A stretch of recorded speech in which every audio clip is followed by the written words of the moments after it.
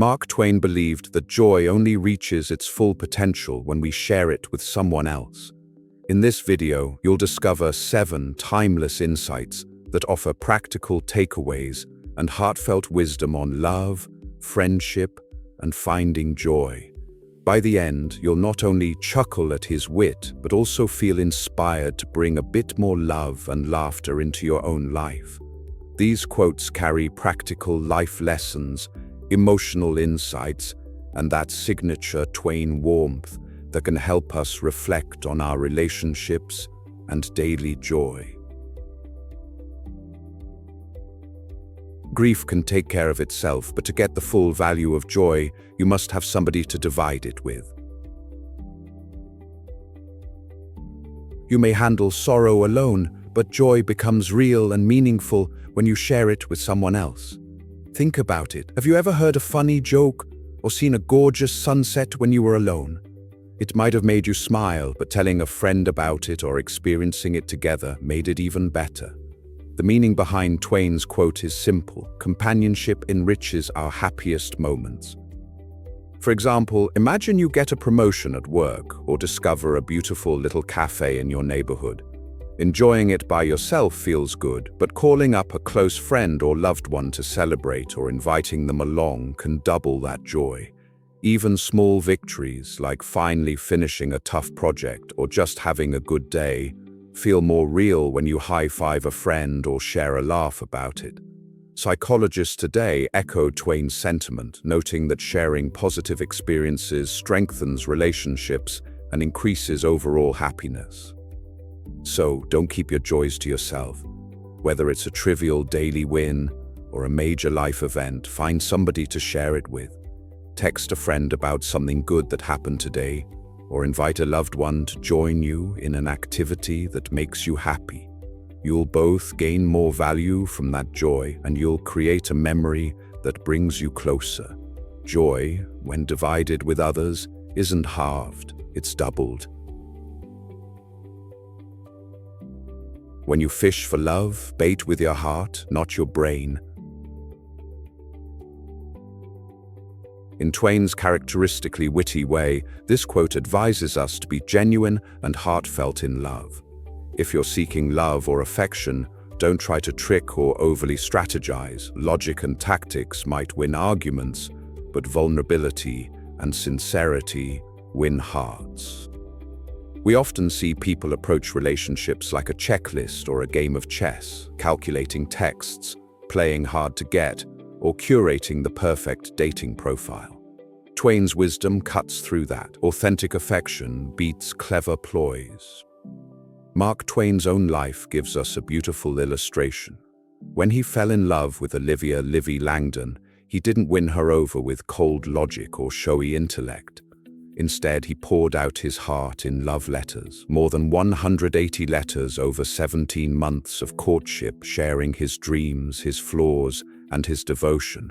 He even pledged to improve himself for her, dropping bad habits and reading sermons to impress her deeply moral spirit.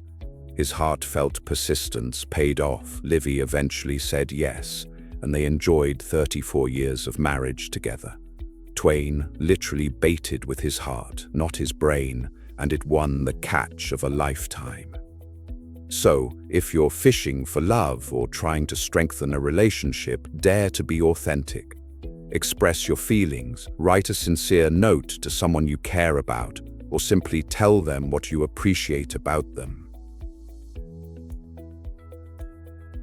The proper office of a friend is to side with you when you're in the wrong. Nearly anybody will side with you when you're in the right.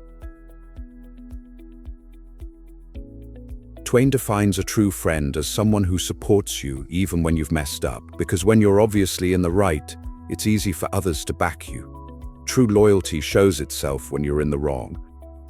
Think of a time you made a mistake or faced criticism. Maybe you failed an exam, lost a job, or got into trouble through your own fault. Perhaps there was that one friend who still picked up your calls, defended you, or simply said, "I'm here for you no matter what." That's the friend Twain is talking about. Nearly anybody will celebrate you when you're winning or agree with you when you're right, but the friend who doesn't abandon you when you stumble, that's gold. Mark Twain experienced this kind of unwavering friendship in his own life. After a series of poor investments, Twain found himself on the brink of bankruptcy. Many might have wagged fingers or quietly stepped away, but Twain's close friend, Henry H. Rogers, did the opposite. Rogers, a savvy businessman, stepped in and helped Twain sort out his finances and recover from ruin. He even lent Twain money, about $6,000, a huge sum at the time, and guided him to invest wisely. Rogers effectively said, "I'm with you even in this mess," and helped Twain back onto his feet. So remember Twain's words: when a friend is in trouble, that's your cue to step up. True friendship isn't just about cheering during the victory lap, it's about limping side by side through the mud. The holy passion of friendship is of so sweet and steady and loyal and enduring a nature that it will last through a whole lifetime, if not asked to lend money. Leave it to Mark Twain to sprinkle humor on the truth. Here he glowingly praises friendship, calling it a holy passion that is sweet, loyal, and lifelong, then gives it a sly twist. It will last a lifetime as long as you don't ask to borrow money. He is poking fun at how money matters can strain even the best of friendships. We all know how awkward and tense things can get when friends mix finances. Imagine you lend a good friend a significant sum because they were in a tough spot. You trust them, but months pass and they haven't paid you back. They start avoiding you out of embarrassment, and you feel hurt and frustrated. Or conversely, a friend asks you for a loan you aren't comfortable giving. Suddenly there's stress and guilt in a relationship that used to be easygoing. Twain's quip cuts to the heart of this common scenario with a laugh. Your BFF will stay your BFF unless you hit them up for cash. Takeaway: Twain's humorous advice highlights a practical lesson. Be cautious mixing money and friendship. Value your friendships enough to think hard before putting financial strain on them. If a friend is in need and you want to help, consider offering help without expectations, or set clear terms and communicate openly to avoid misunderstandings. And if you're the one in need, understand that asking a friend for money might put them in a tough spot. Reassure them that you value the friendship above the cash. The bottom line is, keep honesty and compassion at the forefront. A holy passion like friendship is worth far more than money, so handle any money matters with your friend as delicately and humorously as Twain would. The more I learn about people, the more I like my dog. Here Twain delivers a wink and a nod to all animal lovers. The more he observed human nature, the more he appreciated the simple, unconditional affection of his dog. Anyone who's ever come home after a rough day dealing with rude, fickle, or selfish people knows the feeling. Your dog or cat or any beloved pet rushes to greet you like you're the greatest person on earth, and suddenly the stress melts away. A dog's steadfast loyalty can outshine human fickleness. Twain himself had a deep fondness for animals. In fact, he once remarked that heaven goes by favor. If it went by merit, you would stay out and your dog would go in, he said. That dry observation underscores how dogs often seem more straightforwardly good than we humans manage to be. Takeaway: this quote, wrapped in humor, reminds us to appreciate unconditional love and loyalty. It might prompt you to reflect on the trustworthy companions in your life, human or animal. Treasure the friend who's as loyal as a good dog, and if you have a pet, give them an extra cuddle today for all the joy they bring. And on those days when people disappoint you, take heart in simple goodness. A pet's love, a child's honesty, or the support of that one person who always has your back. Twain's cynicism has a silver lining. It encourages us to be better people ourselves, to aspire to the kind of loyalty our dogs show us. After all, if we humans were all as faithful and kind-hearted as our pets think we are, the world would be a much happier place. I can live for 2 months on a good compliment. A sincere compliment or kind word can boost a person's spirit for a long, long time. While we, unfortunately, can't pay the rent with compliments, Twain suggests that emotionally, a bit of genuine praise is so nourishing that he could survive on it for 2 months. This speaks to the human need for appreciation, how a single kind remark can brighten our mood, increase our confidence, and motivate us well beyond the moment it's given. Consider how you feel when someone gives you a truly good compliment, not a throwaway flattery, but something specific and heartfelt. Maybe your manager tells you, "Your presentation was insightful and helped the team a lot," or a friend says, "I admire how patient you are with your kids," or even a stranger compliments your style or kindness.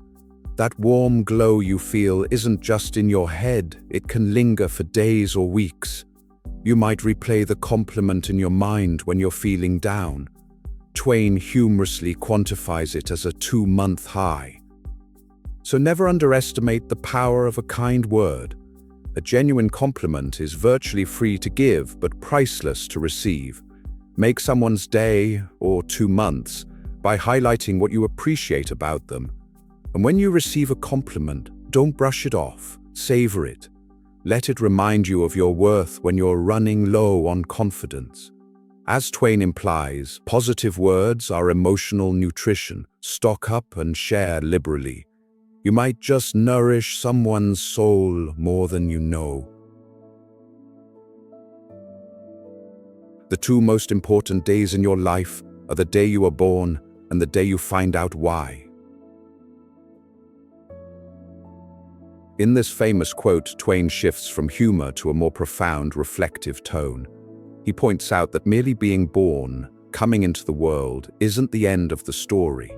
The truly life-changing moment is when you discover the reason you were born, the purpose or mission that gives your life meaning.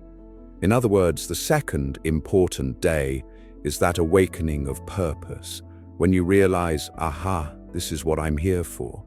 It's a powerful idea that resonates with people trying to find direction in life.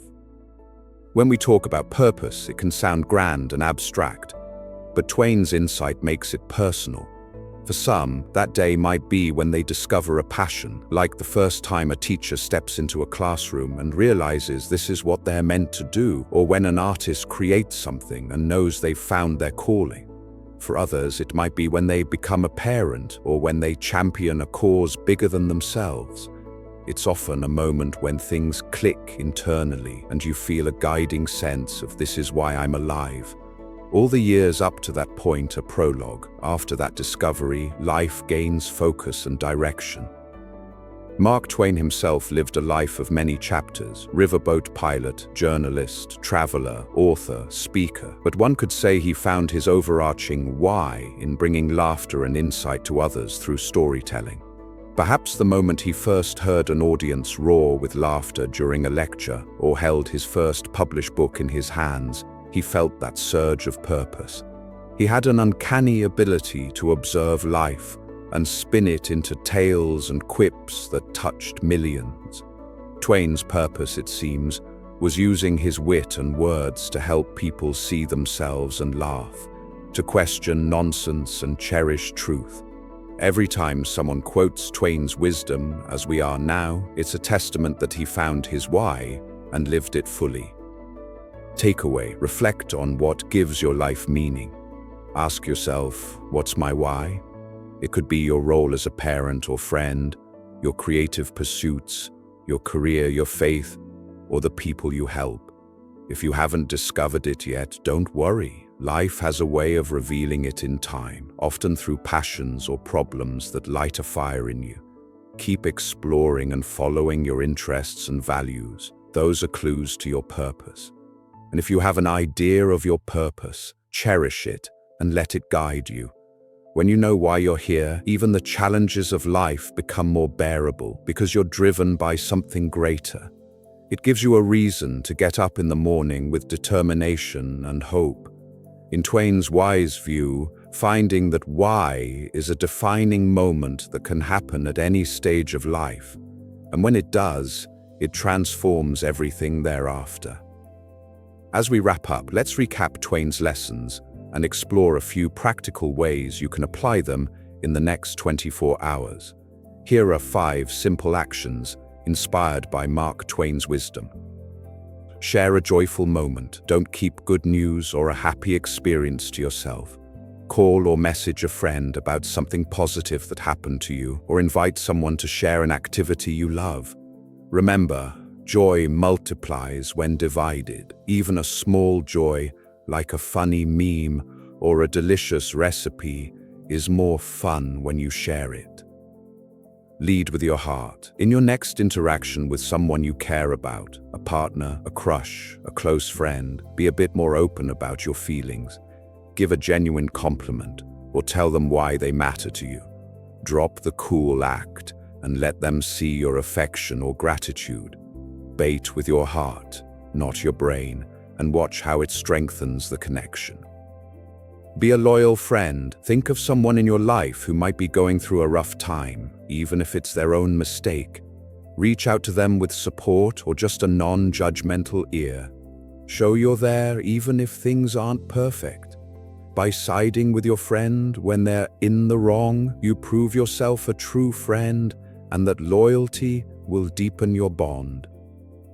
Compliment someone sincerely. Pick a person, could be a colleague, family member, or even a friendly barista, and give them a meaningful compliment. Notice something genuinely good about them, their work, their style, their kindness, and let them know. You might just make their day or their next 2 months. Plus, you'll feel great for lifting someone up. Reflect on your purpose. Take a few minutes tonight to ponder your why. What activity, goal, or relationship gives you the most fulfillment? If you already know what drives you, plan a small step tomorrow to honor that purpose, like working on a passion project or helping someone, if that's your calling. If you're still searching, jot down a few things that make you feel alive or useful. It could guide you toward that important second day Twain talked about. Finally, let's tie this back to our intro. We began with the idea that life's sweetest gifts, love, friendship, and joy, can sometimes be overlooked in our busy, complicated world. Mark Twain, with his warm irreverence and keen insight, has gently shown us what really matters. Which of these lessons speaks most to you? I'd love to hear your thoughts. Maybe you have a story of a loyal friend who stuck by you, or a time a compliment made a difference, or how you found your purpose. What's one Twain quote or lesson that you connect with, and why? Share in the comments. Thank you for spending this time reflecting on life's important things with Mark Twain's help. If you enjoyed this journey of wisdom and wit, consider subscribing to our channel for more content that warms your heart and makes you think, all with a touch of humor. Until next time, take care of yourself, and don't forget to divide your joy with somebody.